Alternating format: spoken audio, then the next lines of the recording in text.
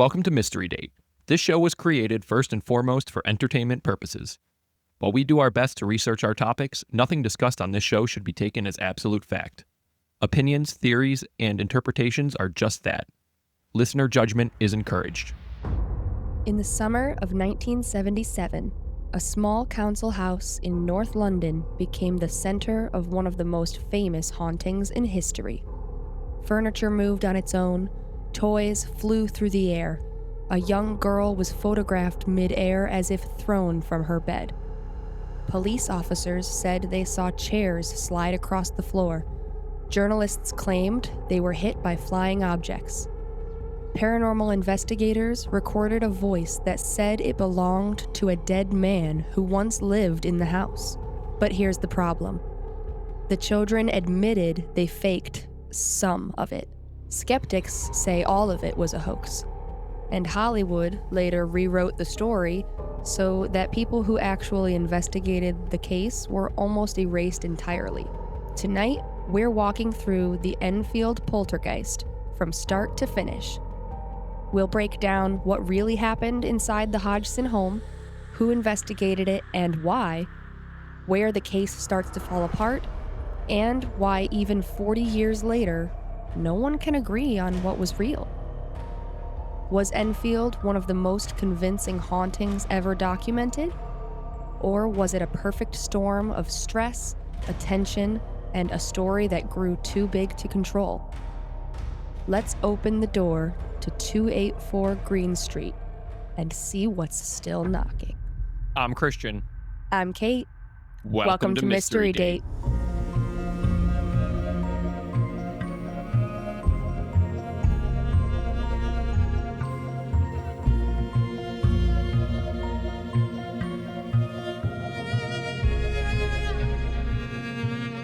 It's date night, meaning we get to talk about all things mysterious and weird. This season is called A Haunting, and it involves all things, well, ghostly and paranormal in our world. This episode is all about the Enfield Poltergeist. Sit back, grab your favorite drink, and let's start the show. I'd like to lie to you all and tell you it's wine, but it's just cranberry juice. Yeah. It's like Mystery Date in the mid-evening. It's like 3 o'clock. So, we got to take it easy. Yeah, like we work in the morning. Yeah. The whole holiday rush is over for us. By the time this comes out, actually, we're going to be on a cruise. Yeah, our next vacation is soon. By the time you're hearing it, we'll be there. Yep, the Friday, I think, that this comes out is either the Friday that we leave on the boat or that we're in Tampa. I can't remember. Yeah. I think it's we're in Tampa. But yeah. So by the time when you're hearing this, we'll be on a boat on our way to Mexico. Hopefully nothing goes wrong. And this just uploads things to scheduling. That would be awkward. So, what do you know about the Enfield case outside of The Conjuring 2? Had you heard anything of it? I had never heard of it, so anything I know about it is just from The Conjuring. And I know that those movies are very highly dramatized and fictionalized versus the quote-unquote true stories they're based off of. So I'm sure that I don't actually know much. Okay, well, we'll dive into it. And if you guys have seen The Conjuring 2, that movie takes a lot of creative liberties from what actually happened in this case. It is a very, at least, interesting take on what happened. And you'll know some of the knowledge if you've seen that movie. It does kind of correlate. Before we get into the episode, though, I do just want to say, if you like Mystery Date and you want to support us, be sure to give us a like, follow, subscribe, however you're listening to us, whatever button that you can hit, it all helps, and we do appreciate it. Just want to get that out on top. So, to learn about the Enfield case, we're first going to start with the Hodgson household and some of the first disturbances that started occurring. It's the summer of 1977 in Enfield, North London. Enfield at this time is a working-class borough with rows of council houses built in the post-war period. Which, a council house, for those who didn't know, because I didn't know, that's a very British term. Isn't it like a townhome or? It's low-income housing via the government, essentially. So they're government-sponsored houses that are offered to people at lower rent or lower options to get in. I gotcha. And they just were often built in those rows of like townhome-like style. Yes, yeah, because efficiency. Yeah. So just enough to get them in. One of these houses was 284 Green Street, a simple 2-story, 3-bedroom home. Living there was Peggy Hodgson, a single mother raising 4 children after separating from her husband. Her daughters, Margaret, age 13, and Janet, age 11, shared a bedroom upstairs, while her sons, Johnny, age 10, and Billy, age 7, had their own rooms. Life was far from easy, but by most accounts, the family was pretty close-knit and hardworking. The first disturbances began on the night of August 30th, 1977. According to Peggy, she heard loud knocking sounds coming from the girls' bedroom, and at first, she assumed that it was just the children messing around, which is fair. If I heard that at first, I wouldn't. Just knocking, it's not really that conspicuous. It's especially when you've got a house full of kids. It's like, all right, well, one of them is either just knocking on their other one's nightstand or something, messing with each other, or I don't know, maybe they're scooching a chair across the ground and just they dropped their toy. Who knows? There's 1,000 explanations for a little knocking. That's nothing spooky. Yeah, especially like you said, it's a house filled with like little kids. They're all very little. Yeah, they're all pretty young. But while Peggy thought the kids were just messing around, when she finally did enter the room, Margaret and Janet insisted that the noise weren't coming from them. They were coming from inside the walls themselves. The next night, things escalated. Peggy reported seeing a heavy chest of drawers slide several feet across the girls' room, stopping only when it looked as though it would block the doorway. When Peggy pushed it back, it moved again, almost as if resisting her efforts. In her words, it was as if it was being pulled by some other energy. See, now we've reached spooky. Yeah, so you go from knocking like the first night, and then you're just like trying to move something, and all of a sudden it just pushed away or pulled from you. Yeah. And then you push it back. Yeah, and she said several feet across the room. So it's not like, you're leaning up against something like, oh, it won't budge, and then you finally get it, and it kind of gets some momentum right away. No, this was a big chest of drawers, and she said it went several feet across the room. She didn't just get some momentum and get more than the few inches she thought she would. Like, this thing flew away from her. Which, this sucks. I mean, poor Peggy. So you got 4 kids. You finally get into like some council housing, probably after a shit ton of paperwork that you have to fill out. Oh, yeah. And meetings. Little check boxes you had to make sure you hit. And then finally you get in there and it's like, haha, joke's on you. The house is haunted. No wonder you got in for free or cheap. Oh, man, does the government know? Is that why they're just... Oh, my God. Wouldn't put it past them. So just give all those haunted houses to the poorer people. It'll be fine. Like, seriously. You think that's what they're doing? Startled after this experience, Peggy called into her neighbors, Vic and Peggy Nottingham, who lived just down the street. The Nottinghams confirmed hearing loud bangs and knocks, and Vic even said that he checked the pipes and the walls, but could find no explanation for any of these random noises. Out of options, Peggy phoned, well, I get it, the police. WPC Carolyn Heaps, one of the responding officers, later gave a written statement saying she witnessed a chair slide several feet across the floor without anyone ever touching it or being near it. She admitted, though, that she had no idea how it moved, but she was clear that she did see this happen with the family there. So, I mean, you have a police officer, after doing everything that Peggy could, she goes to the neighbors, she's like, hey, I just need you to listen to this. They come over, they listen to it, the one guy checks out the entire house, hears no explanation for why this is happening. Can hear it, but can't figure out where it's coming from or what it is. Yeah. So then she's like, okay, I'll call the police. Maybe it's someone sneaking in. Maybe it's a gas leak or something. Yeah, and the cop's like, I don't know. Let's check it out. Comes over and sees a fucking chair fly across the room out of nowhere. No one's around. Yeah. We're definitely hitting spooky. I just think it's interesting because you don't hear many ghost stories like this that actually have like a police accounts, record, where it's not just the police saying, well, they reported it, but it was obviously a bunch of nonsense. The police went and investigated, and then one of them went on record saying, yeah, I saw something that I couldn't explain. Might have been a ghost, who knows? Not saying it is, not saying it isn't. But I can't tell you what it is. And I think that's crazy. It's kind of like the Loveland Frog, where it's like it's one of the only cryptids that you hear of that has an actual official, like city official or state official that has something to say on it. And I think Yeah. that's kind of crazy. After getting in contact with the police and over the following nights, more activity was reported. Furniture would tip and shift. Toys left on the floor were suddenly thrown across the room with pretty forceful intent.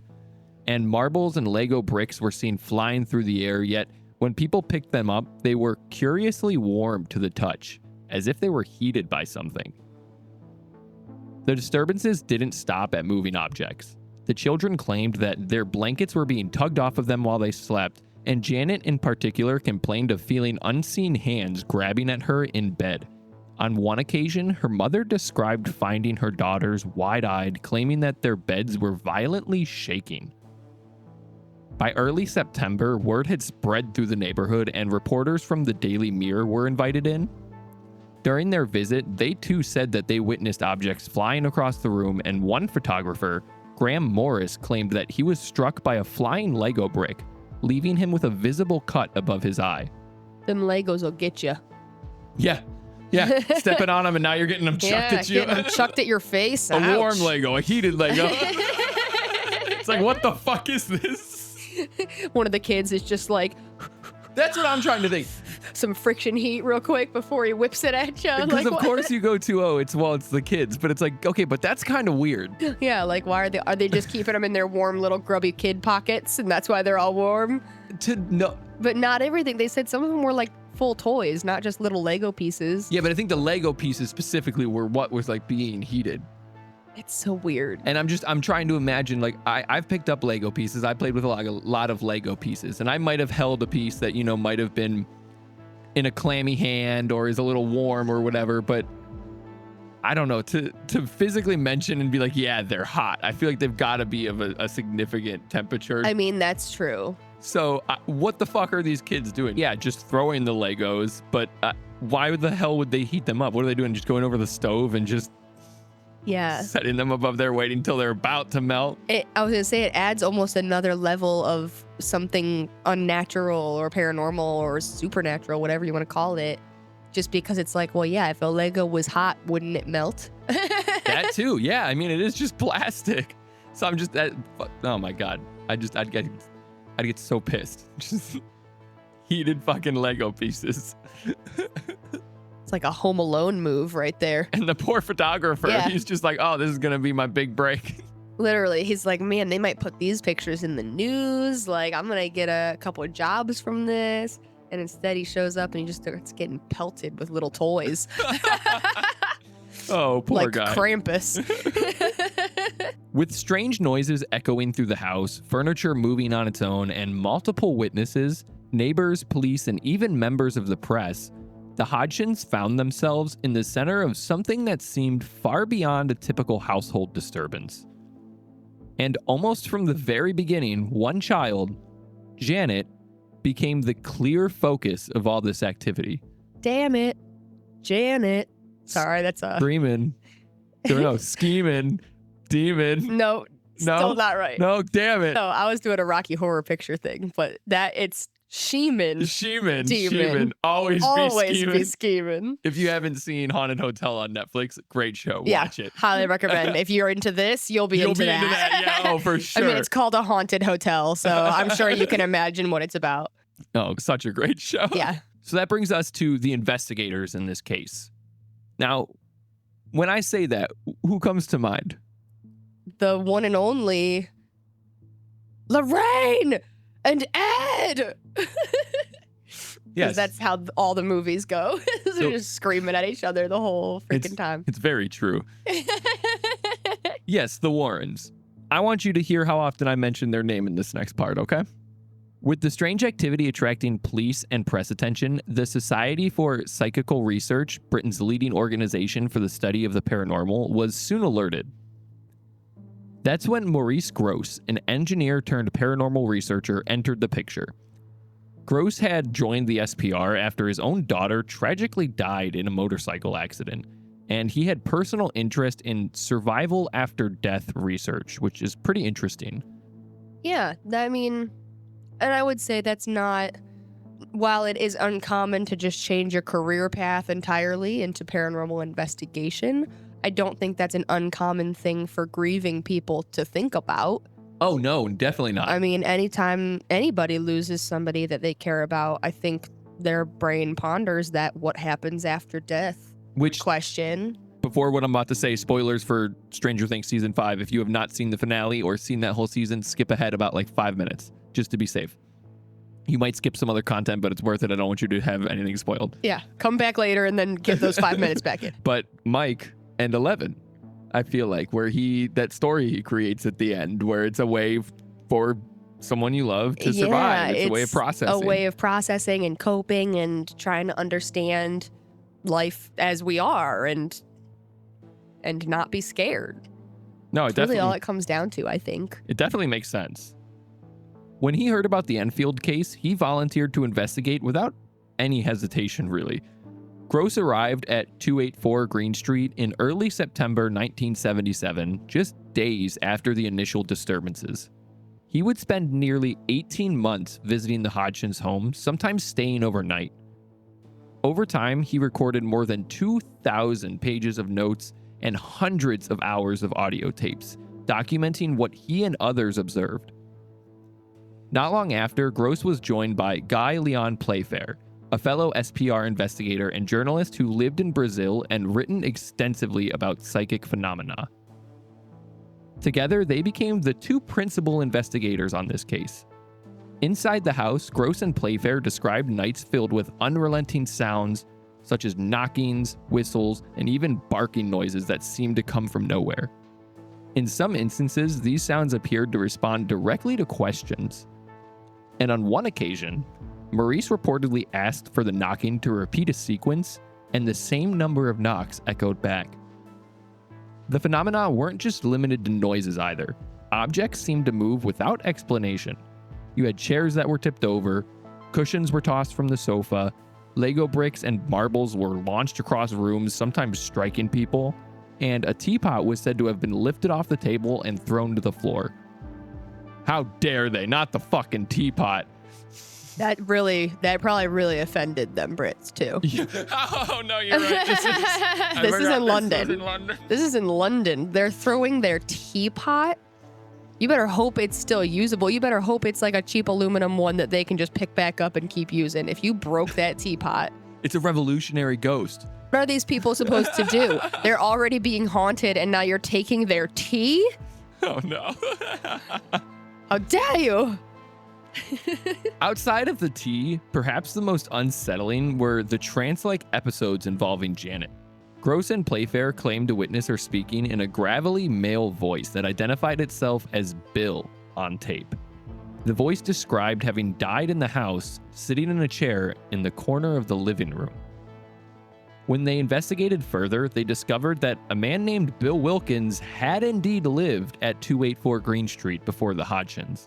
And according to his son, he had died in the house of a brain hemorrhage while sitting in his favorite chair. Rest in peace, Bill. Both Grosse and Playfair insisted they tried to rule out trickery. They tested Janet by having her speak in a strange voice while holding water in her mouth, and she was still reportedly able to do it. Doctors who examined her said prolonged use of the voice could cause vocal damage, yet Janet somehow always kept it up, even for hours. So things like are getting... this. Like this. I mean, that's kind of how it is in the... My name's Bill. Yeah, in The Conjuring, I mean... Bill. My house. Bill. No, the science guy. Oh, that'd be a terrible ghost. Every time you went to a room, nothing against Bill Nye the Science Guy. I'm just imagining the theme song it's every just time. Every single time he enters, Bill. Oh no, not this again. You're like, come on, man, I'm busy right now. Just murder me. That is spooky though. Like I feel like shit's really getting up there. Imagine figuring out as the mother, as poor Peggy. Oh my God. When like you hear the story about Bill and all of a sudden Maurice comes up to you and he's like, yeah, so we checked that and it's real. How the fuck would the kids know about that? There are still explanations of how kids could know about the information, like about Bill living there and dying there, because it could be public record. Like it could be pieces together from obituaries or even just like something caught by the people who when they were moving in. Maybe she just caught it from neighbors. So like finding out that information could be plausible for the kids to do on their own, but I don't know how the little girl would keep up a gravelly adult male sounding voice that convinced adults everywhere in the room that it truly was an adult male's voice while holding water in her mouth. Like, I don't understand. I can't speak at all with water in my mouth, let alone put on some performance voice. So they do that part in The Conjuring too as well. Yeah. It's pretty interesting. So like, that's the part that's like, okay, well, them knowing this is one thing. Pulling it off, though, how would she have done that? I mean, she must be the most world-class ventriloquist that there's ever been if it wasn't a true haunting. No, I mean, 100%. This is such a hard one, especially when we get further on to kind of decipher what's really going on here. I'm just saying, like, I'm pretty good with linguistics most of the time. Right now I'm a little bit sick, so I can't do much, but usually I'm very good with accents or character voices, things like that. And putting on a certain voice that's not your own, whether it's low and gravelly or just different, absolutely will make your nose and your throat sore after a while. Your nose. Oh, your nose there. It'll make your nose and your throat sore, yeah. Sorry to our Canadian listeners. I just told you I put on a lot of voices. That was fairly warned. But after a while, if you're putting on the same voice, it can definitely cause some like irritation with your nasal cavities and your throat. And again, I couldn't speak hardly at all with water in my mouth. Like maybe a little like it would probably come out like that, you know?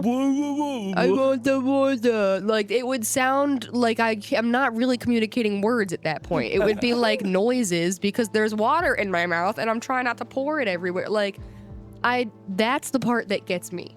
No, I feel like all the compounding stuff at this point, especially again, I keep mentioning, but poor Peggy, like I don't know what the hell must be going through her mind. The investigators also captured the now famous levitation photos of Janet. These show her mid-air, apparently flung from her bed. Critics argue, though, that she could have simply been jumping, but Grosse and Playfair maintained the moments were violent and unnatural. Despite their conviction that something extraordinary was happening, both men acknowledged moments of fakery.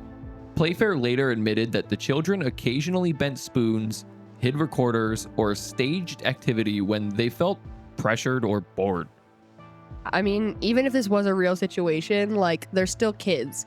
Kids, even in the face of trauma and scariness, are gonna find a way to be lighthearted and fun and a little sneaky and play with each other and be like, ooh, let's do what the adults told us not to do. They said, don't touch this recorder. Wouldn't it be funny if we put it in the other room and then they were looking for it later? Like, that's kids. Whether it's real or not, they're gonna behave that way. Especially if it's like they know their mom has told them, they can probably sense from the situation itself that the pressure is kind of on to capture proof. Oh, yeah. Otherwise, no one's gonna really help them, and they can't afford to move away. They already couldn't afford to live here. Like, this is an assisted living or an assistance-based living situation. Like, kids are usually more aware of that kind of stuff than we often give them credit for.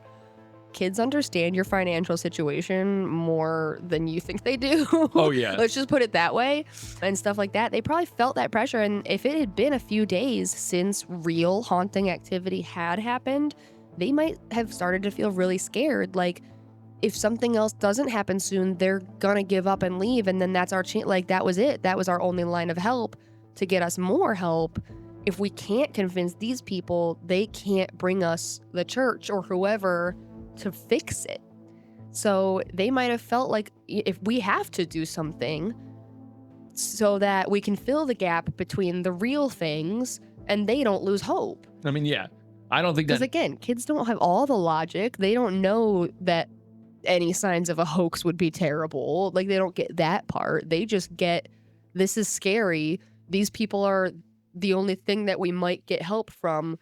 I have to make sure they see what they're looking for so we get the help. Yeah, no, 100%. And I don't think that necessarily points to that the whole thing's fake. Like you said, they're just under pressure. But regardless, Maurice has also argued that the sheer volume of phenomena, much of it witnessed by outsiders, couldn't be explained away as pranks. Grosse himself described the house as a place where anything could happen. Some nights were quiet, almost peaceful, while other nights, chaos seemed to reign, with objects flying, beds shaking, and Janet slipping into what looked like her possession status. For the Hodgson's family, the investigators were both a comfort and a curse. Their presence lent credibility to the haunting and brought support, but it also meant that the spotlight never faded. The Hodgson's children, particularly Janet, found themselves under near constant observation, sometimes even ridicule in the press. Still, without Grosse and Playfair's persistence and their thousands of hours of recorded evidence, the Enfield case might have faded into obscurity.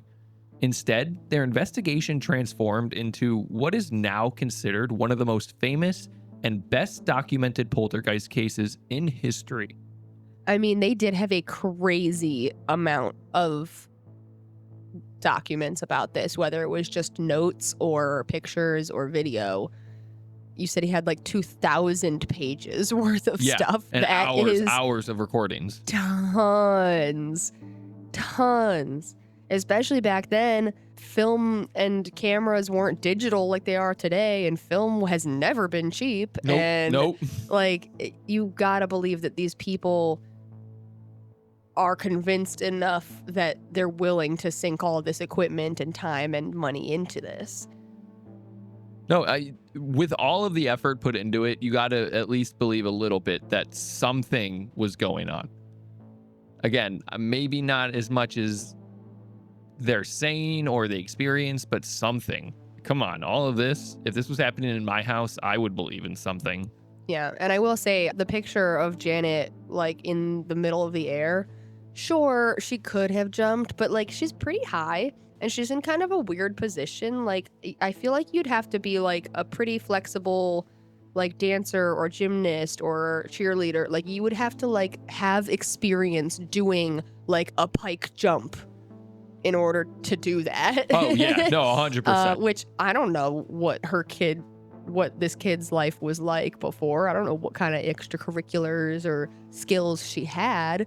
Maybe Nothing mentioned of gymnastics. Maybe she did have those skills, but, like, feel like that would have been mentioned when the critics were coming for that photo. They'd have been like, obviously she could do that her own, and here's the proof. They're just saying, well, I mean, anybody can jump. And that's kind of the only critique anybody could have about it.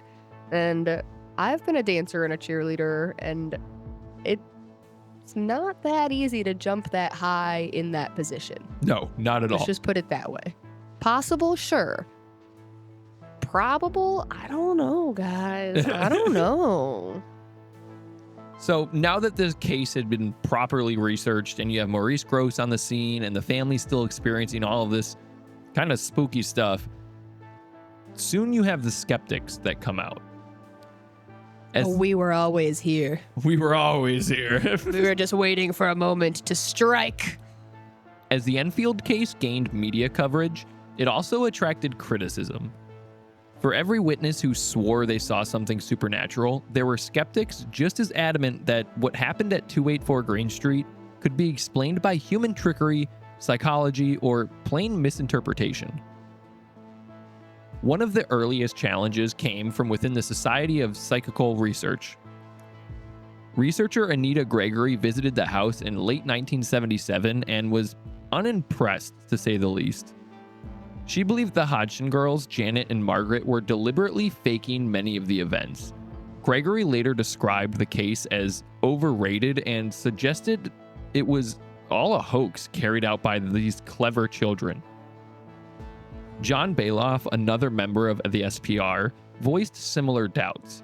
He pointed out that many of the so-called phenomena happened under poor observational conditions, often at night, in dim light, or when investigators weren't looking directly at the children. right when the video cameras were pointed the other way.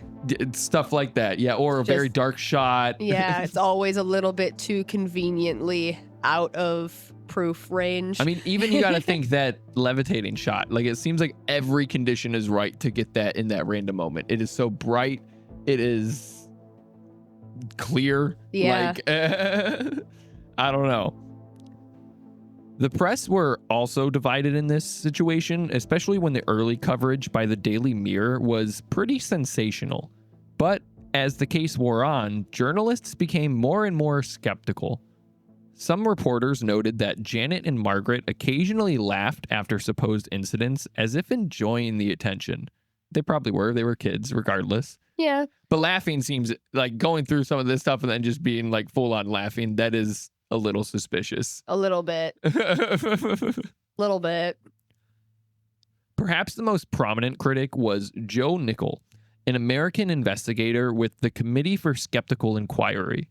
Nickell dissected the evidence over the years, pointing to several problems. We'll go through those real quick. The first one was the levitation photos. The famous shots of Janet airborne could be explained by her simply bouncing on her bed or leaping from it. Without continuous video, a single photograph of someone midair doesn't really prove levitation. The next piece of evidence we're going to go over that might have some issues is the Bill Wilkins voice. Nickell argued that Janet likely produced the deep, gravelly voice using her false vocal cords, a known ventriloquial trick. In demonstrations, vocal experts have shown that it's possible to sustain such a voice for long periods. And the story the spirit told about dying in the house, well, skeptics say that might have been picked up by Janet from neighborhood gossip or the investigators themselves. Yeah, I'm like, I don't know. I just feel like kids hear stuff, especially if they're like already feeling like some differentness somehow. And these kids are in the spotlight and getting ridiculed by the media, probably by their peers at school too. They probably are feeling a little bit like outsiders. When you're like that as a kid, you also are what we call a wallflower or a noticer. You pick things up. Yep. That's all I'm saying. So like, yeah, that I'm like, them knowing that story, I would definitely not put that past. Like that's definitely possible. I mean, yeah, they could have just picked that up. Yeah. I'm still impressed that an 11-year-old girl can do like pretty freaking masterful ventriloquism stuff though. Yeah, I don't know how much Because I again, agree they're with like, that. oh, well, expert ventriloquists say it's actually quite easy to do that. Yeah, this is a child. Even if she's very interested in ventriloquy, she's 11. How many years of practice could she really have? There's definitely not professional training and lessons going on. They can barely afford housing. Her mom's not paying for ventriloquy classes. Like, come on now. So I'm still, that part is like, I don't know. How could she do it? And if she could, like, honestly, bravo, Janet. I mean, yeah, she should be picked up for like America's Got Talent or Britain's Got Talent. You were crazy talented. The next thing Nickell points to is that the investigators themselves admitted on multiple occasions that they caught the girls bending spoons, hiding tape recorders, or deliberately moving objects when they thought no one was watching. Guy Lyon Playfair once confronted Janet directly, and she admitted to staging some of the activity, though she insisted it was only a small fraction of the whole experience. The final thing he points to is what's known as the tape recorder incident. Investigators reported that a reel-to-reel recorder once jammed in an impossible way, claiming it was paranormal interference. Nickell countered that tape recorders of the 1970s often malfunctioned, jamming, tangling, and breaking the tape, so this really wasn't too much of an incident to actually report. Why did they think it was jammed in an impossible paranormal way? If it was so common for these things to jam. Yeah, and just so happened to be in that thing, so, causation, correlation, Yeah. They're like, oh. They're like, oh my God, it broke while we were asking Bill a really serious question. It He has got to be mad. ghosts. Oh, he broke it. He doesn't want us to know the answer. Other critics highlighted psychological and social factors. The Hodgson family was under enormous stress. Peggy was raising 4 children alone in difficult circumstances, and Janet in particular was described as high-spirited and pretty rebellious. Some psychologists argue the disturbances may have been a way for the children, especially Janet, to express stress, anger, or a need for attention. There's also the media effect. Once the press began reporting on the case, the Hodgson home began to become a revolving door of journalists, investigators, and even curious neighbors. With the world watching, the children had every incentive to keep the story alive. Yeah, look, Ma, we're famous. I mean, yeah, it's the biggest shot they have, at least some money, like something coming in quick. Even decades later, the skeptical critiques haven't gone away. Time Out London once published an article listing reasons why the Enfield Poltergeist was likely a hoax. The photos, the voice, the admitted fakery, and the unreliability of eyewitness testimony all kind of pointed to this being so. And yet, skeptics also acknowledge that not every aspect of this haunting has a clear explanation. The testimony of WPC Carolyn Heaps, the police officer who swore she saw a chair move, is often cited as one of the harder claims to dismiss. Still, for many in the skeptical camp, the Enfield Poltergeist is best understood not as a haunting, but as a mixture of childhood pranks, misinterpretations, and the contagious excitement of a story that snowballed far beyond the Hodgson's small council home. Now that we've seen this story from both believers and skeptics, we're going to take a look at some of the theories that are revolving around this Enfield case. The butler did it. That's it. That's the only one I have written down here. How'd you know? It's just, that's always the answer. No. Janet was the butler.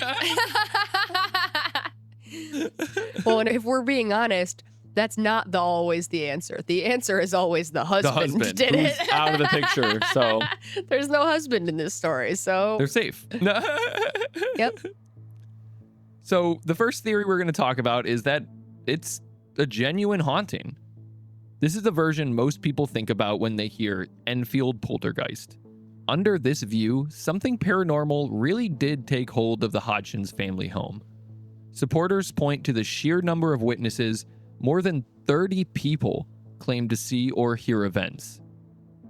These weren't just excitable children. They were neighbors, journalists, and even uniformed police officers. Then there's the Bill Wilkins voice. Janet, at just 11 years old, produced a growling, male-sounding voice that seemed to answer questions and even identified itself as a former resident of the home.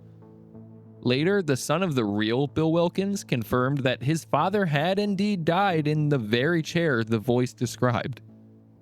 For believers, that detail is just too precise to dismiss this as just a sheer coincidence. Photographs of Janet midair are another piece of evidence where supporters argue that her posture doesn't look like a simple jump. Her body sometimes appears twisted or flung back as though an unseen force has pulled her. For those who accept the paranormal, Enfield is simply one of the most well-documented hauntings of the 20th century. Open and closed. Then there's the mixed theory. Some real, some fake. Even investigators Maurice Grosse and Lyon Playfair learned that there might have been a little more fakery going on than they truly believed. They believed that while much of the activity was genuine, the Hodgson children sometimes did fake things to keep attention on the case, and Playfair later admitted that the girls occasionally bent the spoons or tossed objects and did all these other little poltergeisty things. But he argued that the majority of the activity couldn't be explained away by just the children. Objects moved when no one was near them, the strange voice spoke for hours on end, and the sheer unpredictability of the events, sometimes happening when the family least expected them, made deliberate fakery seem unlikely across the board.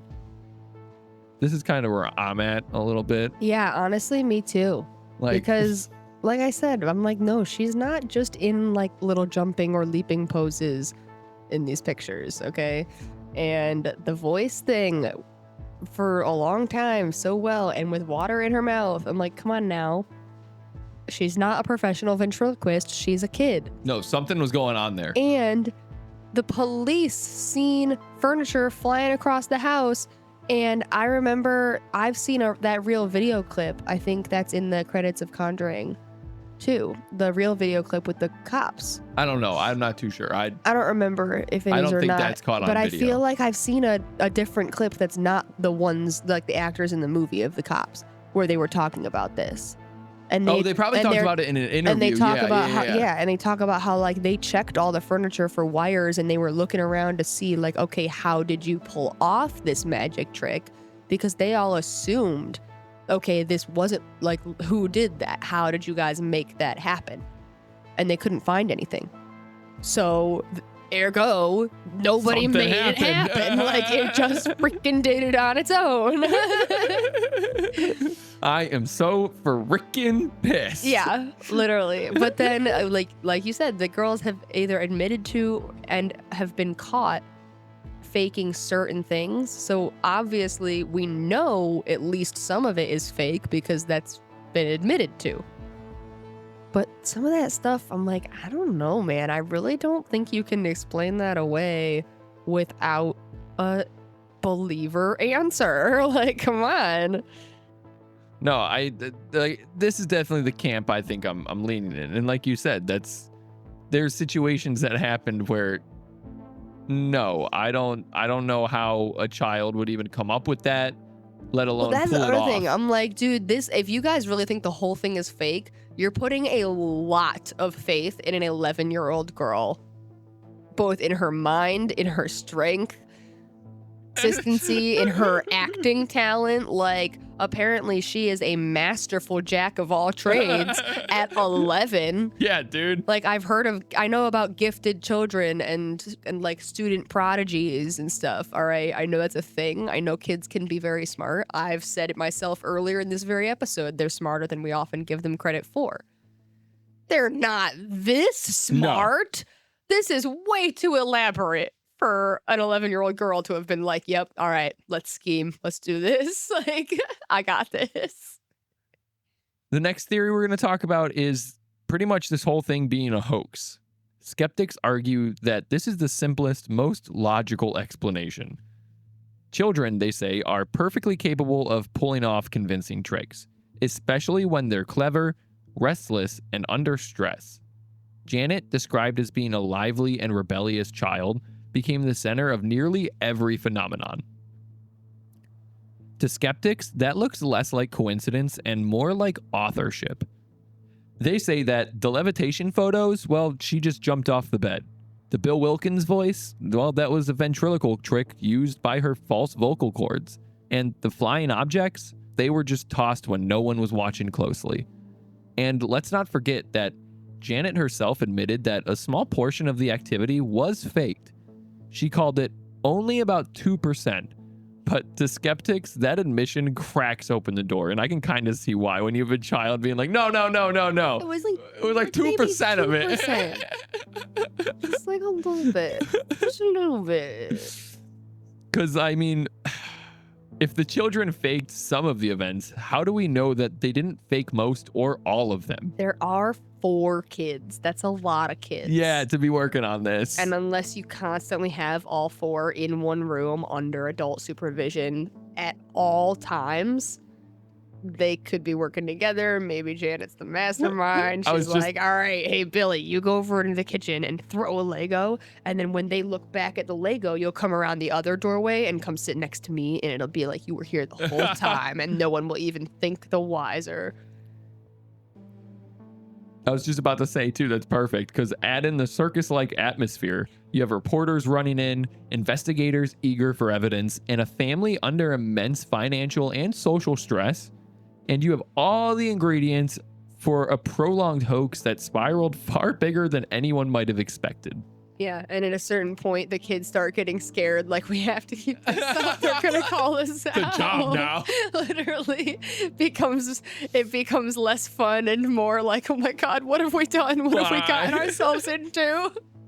Mom was right. We should never have played with the Ouija board. So the last theory kind of blends into the hoax theory a little bit, but it's the psychological or psychokinetic theories. Finally, there's Some parapsychologists argue that poltergeist phenomena are not caused by spirits, but by psychokinesis. Unconscious mind over matter effects often centered on adolescents under stress. In this view, Janet wasn't tricking people, but she wasn't channeling a ghost either. Instead, her own subconscious energy was producing the knocks, the movements, and even the voice. Psychologists, on the other hand, take a non-paranormal spin to this. The events were a form of attention-seeking behavior, born from the Hodgson's family's difficult circumstances. I mean, you had a single mother with financial hardship and 4 children crowded into a small home. And it's in the middle. We all know about middle child syndrome. It's easy to see why acting out might have become a pretty easy coping mechanism. From this, Not uncommon, to say the least. No, not at all. Probably almost every parent out there, especially if you're a parent of more than one kid, I'm sure at least one of your kid had some struggling years where you were like, what is getting into them? Like, Yes. what is Oh, wrong? yeah. Why are they behaving this way? No, for sure. Whether it happens when they're 2 or it happens when they're 15, I feel like every kid goes through that at least once. And if not every kid, most kids. So I feel like that one kind of checks out too. A little bit. So that leads us to the big question. What was it? A true haunting that terrified a family? A clever hoax that fooled the press? A messy mix of both? Or a psychological drama mistaken for the paranormal? Each theory has evidence and each has its flaws, and decades later, no one can say for sure. And that leads us into the aftermath and legacy of this whole thing. By 1979, the disturbances at 284 Green Street had all but faded. For nearly 2 years, the Hodgson family lived at the center of chaos. Nights of knocking, objects flying, voices in the dark, and constant media scrutiny. And then, almost as suddenly as it began, it stopped. The family remained in the house for some time afterward, and Peggy Hodgson, who had always insisted the activity was genuine, continued to live at 284 Green Street until her death in 2003. Afterward, her daughter Janet admitted that she never felt truly at peace there, even years later. The long-term effects on the children, particularly Janet, were profound. Decades after the events, Janet gave rare interviews, and in one with The Telegraph in 2011, she said, "It lived with us for a long time. It ruined my childhood. I'll get criticized for saying this, but it was not good. It has stayed with me, and I think there's always somebody with you." Janet also acknowledged that she and her sister Margaret sometimes faked incidents, but she insisted that this was only 2% of what actually happened. The giving it a percentage at all is a little bit like, well, hang on now. It's like when someone lies and they get very specific. Yeah, it's like if you had said, like, I swear it was just the 2 times. It's like, okay, just the 2 times I caught you, though. That's what you're saying. The rest, she said, it was all real. But skeptics point to the admission as proof of this hoax. Believers argue that children under enormous pressure might embellish occasionally without negating the bulk of their experiences. That tension between confession and conviction has kept this case alive for decades. Even the investigators carried it with them. Maurice Grosse remained convinced until his death in 2006 that the Enfield case was genuine, and Lyon Playfair, who passed away in 2018, continued to defend his work and the Hodgsons, even while acknowledging the imperfections in his case. It's like she could hear your look at her just now. She had to give one more of her. So, one thing I want to go over before we get into our closing is the Warrens' involvement. Yeah. Notice how they weren't mentioned. I think we should just leave it at that. There's a little bit here. Yeah, they did show up. So, while The Conjuring 2 made Ed and Lorraine Warren appear as the central investigators of the Enfield case, their real involvement was pretty minimal. In truth, the Warrens only visited 284 Green Street pretty briefly and were not part of the official SPR investigation. Lyon Playfair later stated that they arrived uninvited and contributed nothing to the research. They arrived uninvited. They saw this on the news and they were like, hey, maybe we can get a job out of this. Let's go. Maurice even recalled Ed suggesting that they could make a lot of money from this case, and Lorraine Warren would later claim that they witnessed phenomenon during their short visit, but there are no official SPR records or witnesses accounts that support this. In short, the Warrens' presence was fleeting, and the true investigative work was done by Maurice Grosse and Lyon Playfair. They deserve all the credit for this. Today, 284 Green Street still stands as an ordinary-looking council house in Enfield, but families have lived there since, mostly quietly. No one else has really reported too much still happening in that house. So what do you believe? Was the Hodgson family haunted by a restless spirit? Were they victims of stress and circumstance? Or were they clever pranksters who pulled off one of the greatest hoaxes in paranormal history? Whatever the answer, the Enfield Poltergeist remains one of the most famous cases in the annals of the unexplained. And like all great mysteries, it refuses to stay quiet. So, do you believe Enfield was haunted? I honestly still think I'm in the little bit of this, little bit of that camp. I lean skeptic most of the time with all of our good topics here, not just the hauntings.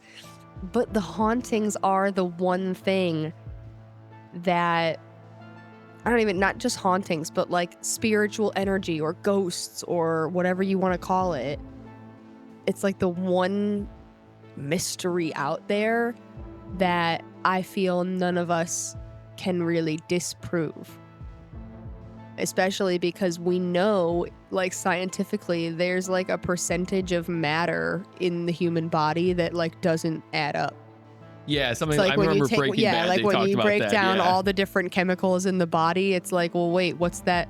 What's the missing piece though? Like we accounted for all the bones and all the blood and all the muscle and all the skin and blah blah blah blah blah. But there should still be another 1% in there. And when What's you die, the 1%? it's gone. Yeah, it's missing. And then and it's like, well, that's got to be like our soul or our consciousness or our energy, right? Like, and we've talked about residual energies before, and that is absolutely a thing for both the living and the dead. I don't know. I feel like ghostly stories are the one type of thing that I can never be a full skeptic on because I'm like, you don't know, man. You don't know what's out there. Some of this stuff is not explainable. And if you really think about it hard, it kind of makes sense that spirits exist. So I feel like this one was mostly a true haunting experience because of the stressful family situation and the media circus. Like I feel like not many of these hauntings do truly get the opportunity.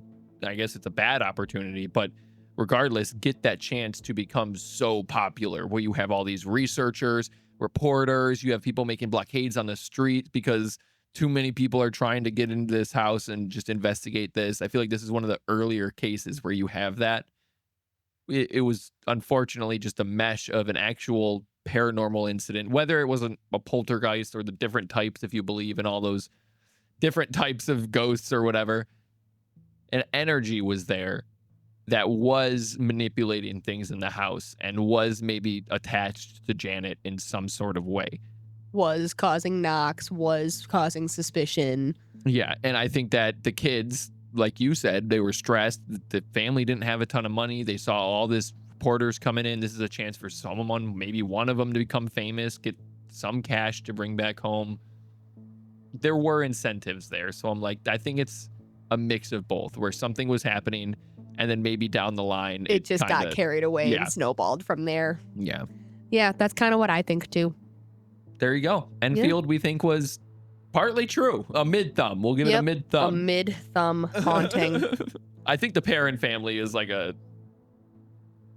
not a straight down. I think they were experiencing something But I definitely think Enfield's more convincing than the Perrin family. Yeah, I think so too. Maybe it's because Maurice Grosse is a badass documenter and we have so much information here. And then the Warrens barely took it. There's no photos of the Perrin family. Yeah, they just talk all day. I would love to be team the Warrens. I know. I want to so bad. We're a married couple. We're into things like ghost hunting and all that cool stuff.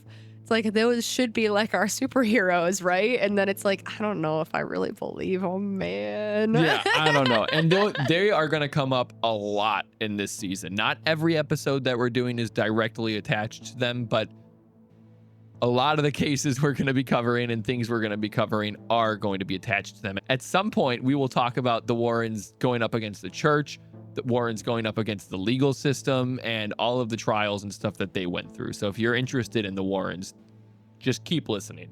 All of this season's for you. Yep, they'll pop up again. Yeah. As they do, uninvited. As they do, uninvited, out of the blue. They hear about a haunting and just show up like, They're what's gonna up? be at my damn door. What's up? You want to make some money together? And this is no disrespect. I understand they've passed away, and I'll respect them as actual people, but the glamour that they get in the paranormal field, you'll see as we go through this season, is overblown to a large extent by them. So what does that tell you? I'll just say that. No, I don't. I'm not going to just say they were bad people. I don't know them. Yes. I never knew them. I can't say that. I don't think doing some sketchy things or questionable things that are at the end of the day still harmless, I don't think that makes you a bad person. It just makes me squint my eyes at you a little bit and go, I don't know if I buy that, but I have to know you to know if you're a good person. Yeah, exactly. So, like, are you kind? Because that's really like, that's kind of what makes it for me. It's like, are you a kind person? Do you like want to be kind and helpful? Okay, cool. You got it. Good job. You're good. So that'll lead us into date night debrief, which we'll keep brief because this was a little bit of a longer episode. And I mean, from the last episode, we're still just waiting on our cruise. I don't know if you have too much personal things to bring up. I've been on break a lot, so I've just been chilling at home like a potato, so I don't have much updates. Yeah, but it is, I don't know if we talked about it too much. I mean, obviously it's the new year, but we've got a lot of plans this year. We got a lot of goals. We got a lot of plans. We've got a lot going on with all of our different little creative outlets between writing and photography and videography and podcast and more to come. So I'm just excited about that. I love the new year. Like, it's my favorite time of year, New Year's Eve. And then just like, all right, a feeling of a fresh start, even though I know that it's not that simple and quick. It's not like the world or your life is just going to change because it's January. But it's like, I don't know, everybody feels more optimistic and hopeful and ambitious, and it's a good energy around the new year. So yes, for sure. Happy New Year again. I think we mentioned it in our last episode, but hey, it still stands. It's the new year. It's January. Other than that, I'll just ask the question, which again is a quick one. What's your favorite color? Okay. This is actually really hard because I never know if it is green or yellow. I think it's yellow. Yeah. At least your appearance color. Like, you might like I green think my as an favorite, aesthetic. I think my favorite color to wear is like shades of green, like sage or olive or army green. Those are like all of my clothes are like usually those colors. But I like yellow has been my favorite color since preschool. Yes. So yeah, mine's red. Yep. I knew that. I actually knew that before he did. She did. We were in high school, and his favorite color was always green. Quote. Except everything he ever wanted was red. He bought things that were red. He only wore things that were red. Anytime there was an option between red or green, he'd pick the red. And it wasn't just about his clothes. It was like about all his stuff. He built his own computer, and every single little thing about it had a red aesthetic somewhere. I'm like, hey, babe, I hate to break this to you. I know you think your favorite color is green, but pretty sure it's red. It's red. And he kind of did this like like a double take, like, oh my God, I think you're right. Well, thank you so much for joining us, and be sure to come back every week for a brand new mystery and a brand new episode. We hope you enjoyed this story. As always, you remember to follow us. Give us a follow, give us a subscribe. Our social media is at Mystery Date Podcast everywhere. Our website is mysterydatepodcast.com. Make sure you check out our merch at mysteryandco.com. It's all found under Mystery Date Podcast as well. You can go there. There's a shop button. Everything's right there. Yeah. Everything you need. Your life is there. Just live there. Just go to our website, mysterydatepodcast.com. Yeah, we also don't mention it too much either, but on mysterydatepodcast.com, you can find all of the blog posts for these episodes, which will have all the images we've talked about if you can't watch this on the video format. Plus, I'll include, usually on most of our episodes when I can, all of the sources that we grabbed all of the information for when researching this, if you want to dive into some more. Yeah, so if you ever hear a topic you're extremely interested in, we're just going to send you straight to the source so you can do your own rabbit hole. Of course, that's what we're all about here. Yeah. Let the mystery live on. Go, be curious. Then, as always, you can DM or email us episode ideas or love letters. Again, email is mysterydatepodcast@gmail.com. And something new is very exciting. We now have the mystery hotline. So you can leave us a voice message on our website or give us a call at the hotline 216-770-4881. And your story just might make it on the show. Yeah, that'll be fun to do. I can't wait till we get a nice little collection of those. Yeah, I'm gonna get like an old timey phone, Yes, so like we a can big red phone. we can like listen to the messages from that. It'll be fun. That'll be awesome. I like that. Yes, we want to hear your personal opinions and stories on these things too. Oh yeah, of course. And just like any little mysteries you have in your own life. Do you have a ghost story? Do you have a conspiracy that keeps you up at night that no one knows about? Call in, let us know. The line is always open, so if it's at 1 a.m., please feel free to give it a call and just leave a voicemail. We'll find it. And also be sure to share the show with your friends or even your enemies. We're not going to judge. Every little bit helps us. Every little subscribe, like, follow, comment, anything you do to engage with us boosts us in the algorithm and gets our name out there and gets more people joining our community. So it helps a lot. That's all. So be safe and have a great rest of your day or night. And remember, every good mystery deserves a date. Bye.